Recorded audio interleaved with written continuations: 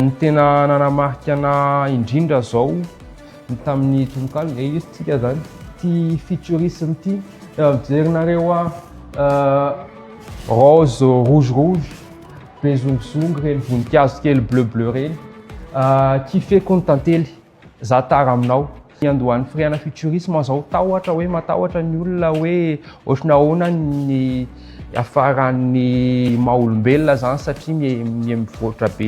le teknôlôjia saotr'izay de niana ampifandraisiko am'le littérature le izy am'le zavatra mamalagasy raha ohatra hoe tsy maka recul zany tsika am'le zavatra be dehibe consommena avy any ivelany sy le fifangaroana teny de mety ho iafara am'izay de mifandray am'izay mihitsy ary ny seho zay ho atao hoe to famaranana an'ity tononkalo ty fampirantiana ty zany hoe namorona tononkalo maromaro zany amin'ny teny frantsay